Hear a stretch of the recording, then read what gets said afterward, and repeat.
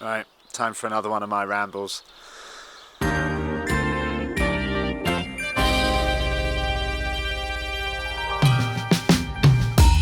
been wanting to talk about this for a while actually, because it's quite amusing, and it all came to a head on team camp in Israel when I got alongside Matthias Brandley, who was, for those that don't know, and you really should, if you're watching this, you really should know, he was the guy that held the hour record after Jens Voigt and then had it taken off him by Rowan. And he was actually the reason I got into the tri-bar so early in my hour record attempt. It was all about getting super aero super quickly and not doing a team pursuit style start that sort of us track boys don't really know any different from.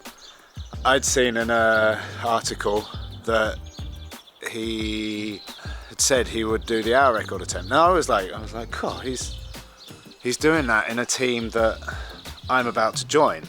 So maybe I'll do another attempt. Now, yeah, the reason there's not been another attempt since the last one, it's down to money and the team and time. Ironically, an event that is all geared around time, and it's time that stopped us. So rolling back, we were lining up another attempt with Movistar because all the numbers kind of added up that I could potentially unseat Wiggins. It'd be a big ask, but it was possible. The hour record's a funny one. Now, it's very different to road racing, obviously. It's also very different to time trialling. You don't realise how much rest you get in a time trial until you do an hour record. Whatever you lose in an hour record, you have to get back. And if you attack it like we did at Movistar, you have a schedule and you stick to that. So all the aero gains are not about making you faster, they're about making that schedule easier. So on the day, all my training for the hour record running at 17-second laps, which was to do, well, 52.5 kilometres an hour, which would be enough to just sort of take it off Rowan by the smallest amount possible. Everything we were doing at London Velodrome was at kind of between 400 and 420 watts, depending on the air pressure of the day and what skin suit I was in, like small things.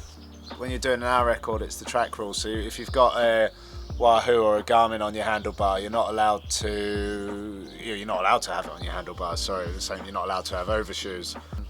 So I had my Garmin at the time tucked under my saddle, so I couldn't see the numbers I was doing, and I was basically, my hour record attempt was a high zone 3 ride, 300, it was either 358 or 368 watts. I'm not entirely sure. Only like 40 watts off what potentially I could have uncomfortably done.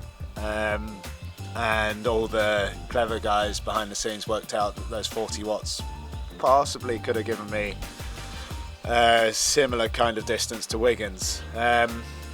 Given my time again, I'd do exactly the same, because we had seen what had happened to Bobridge, and he went out the blocks far too hard, went full lactate, and then buckled hard, and it was actually quite scary to watch, because an hour, whilst it's not very long, it's 3 Simpsons episodes. It's also, if you're in the real Hurt Locker, it's a very long time. It's also 3 and a bit laps a minute, which is quite a lot. Yeah, so we had a schedule. The schedule was 17-second laps. I stuck to it.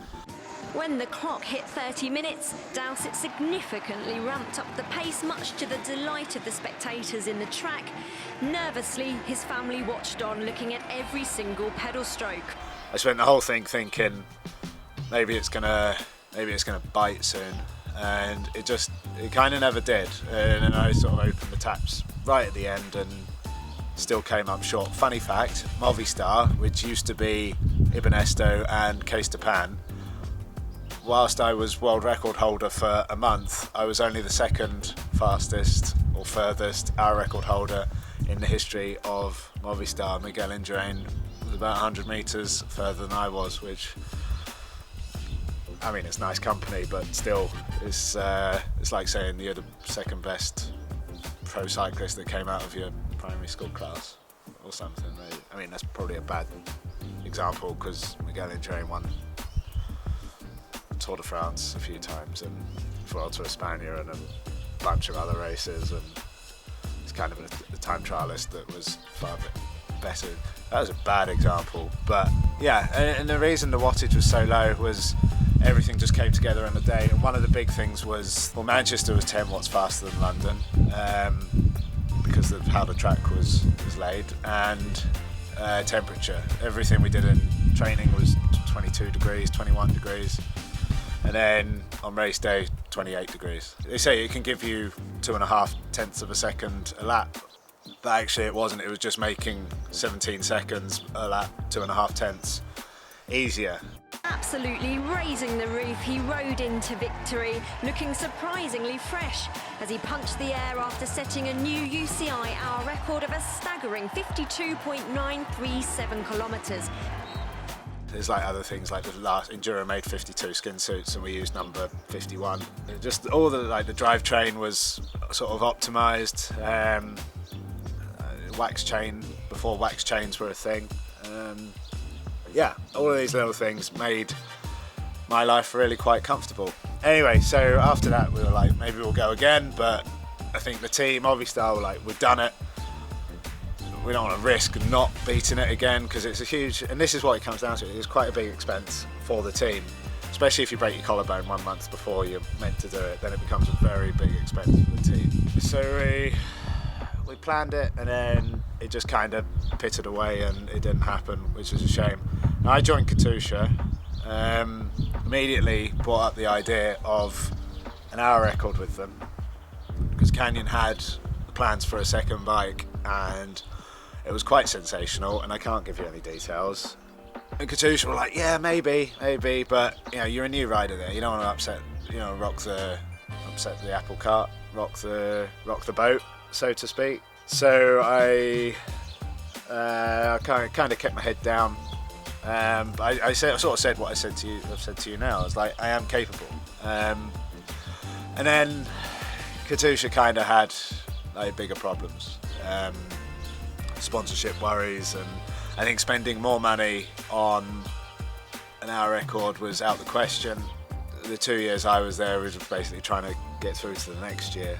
Yeah, so the hour record just kind of, again, pitted away for another couple of years, and then we saw Campenuts go and put it up at 55k, and like Mikkel Bjerg went, and I think he definitely got further than I did. I'm not sure how far, but yeah, and a few other guys in between, that Martin Toff Madsen and the other Dutch guy that went okay. Now sort of joined Israel, and I read an article about Brandley going again, and I was like, oh, that's interesting. Thinking like maybe it's on the cards, and if it's on the cards for Brandley, then maybe it'll be on the cards for me. I mean, he's been in the team for a lot longer, he's a lot more ingrained in the team, and I've made no secrets that the Olympics is my target for this year. However, I was in the back of my mind, I'm like, oh, maybe. And then I spoke with Brandley, and this is what I wanted to talk to you about, because when you're a former hour record holder, all the journalists want to know is, and the key word there is former, all the journalists want to know is, are you going again? And if so, when? But what precedes that question is, would you like to go again? And the answer to that is yes. And the minute you answer yes, the headline of their article is, Brandley or Dowsett or Derry targets another hour record attempt. And it's that, it's clickbait, isn't it? And as a rider, you look at it and you're like, but that's not what it's not what I said, because I'm not targeting. I just said I'd like to do it. And the journalist questions go like, where would you do it? And I'd be like, well, I don't know, altitude seems like it's fast, or Manchester. And then it's like in the piece, it's like Brandley or Dowsett or Joe Bloggs would target doing it at altitude or Manchester. And it's like, when? And you'll be like, well, we've got the Olympics, so maybe I want to get settled in the team first. But yeah, for me, and this is the thing, you'd say, for me, a good time would be October, or a good time would be after a Grand Tour, or a good time would be like Victor did, and at the start of the season after a winter preparing. And then that becomes and you're having this hypothetical chat with a journalist about a conversation that you've not actually had with your team, and then the headlines read like you're going to have another go. And this all came about because I saw Branley's article and I was like, hey, we've got something in common. Was that how that conversation went? And he was like, yeah, pretty much. I was like, that's cool. And our Israel Startup Nation, I've been calling it Cycling Academy, apologies, that's out of habit. Israel Startup Nation is the name of the team. A media day, I got asked a few more than usual hour record questions because of myself and Matthias in the team.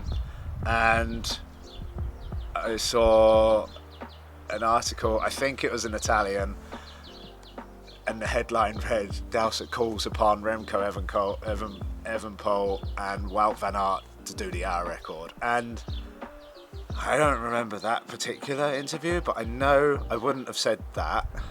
I would have said, like, because a lot of the journalists like to ask, who would you like to see have a go, or who do you think can break it? And well, Remco seems to be able to do just about anything at the moment, and Wout van Aert similarly. So two names that just spouted off, and I was like, oh yeah, those boys, I reckon they could give it a good nudge. And the hour record now at 55k with Victor, that's more than giving it a good nudge. Like that's a whole host of time preparing for it, like months away from your racing schedule now. And yeah, the title read that. I was like, oh, that's not what I said. But that's, yeah, the trials and tribulations of being a former hour record holder. Maybe you should just do what Wiggins does and just doesn't talk about it at all. So I guess so with my own attempt, hypothetically, would I like to have another go? Yeah, I really would. And not just to try and beat Victor, but actually I spent 3 or 4 months working my arse off for the hour record, and to then effectively do, like I said, a high zone 3 sweet spot ride. In my mind, I was like, I haven't put everything out there. I just would have liked to have seen what I was capable of in the shape that I was in. So, and like I said, it was out of discipline. It was from a place of like Movistar being like, this is the plan, this is your schedule, stick to that. And it was kind of into the unknown. I've never done a full hour on a track. You don't do it because it buckles you. Like even though mine wasn't at full tilt, for 3 weeks afterwards, I was not feeling myself on the bike, and it really takes its toll. So you can't afford to lose. You can't afford to compromise 3 weeks training in preparation for an hour record just to feel what that last sort of 20-30 minutes is going to be like. And it's not, you can't replicate it in training either, because the temperature's not the same, the kit's not the same, the speed's not the same. So hypothetically, I would like to go for it again to see how fast I can go now that I have the experience of doing a full hour. And hypothetically, when would be a good time to go? Sometime after the Olympics. Hypothetically, where would I like to do it?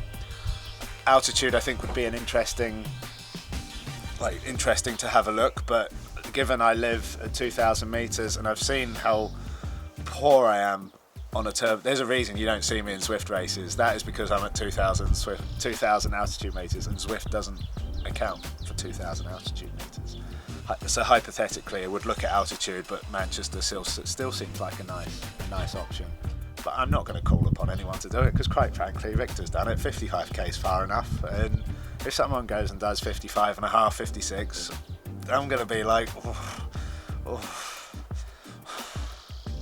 So I'm not going to call upon anyone to do the hour record, because we'll just be happy with 55 and a bit. More than happy. Anyway, that's another ramble. Make sure you tell Chanel that you enjoyed it. If you enjoyed it, if you switched off, then, well, I'm talking to you that didn't switch off. So, yeah. Anyway, happy days.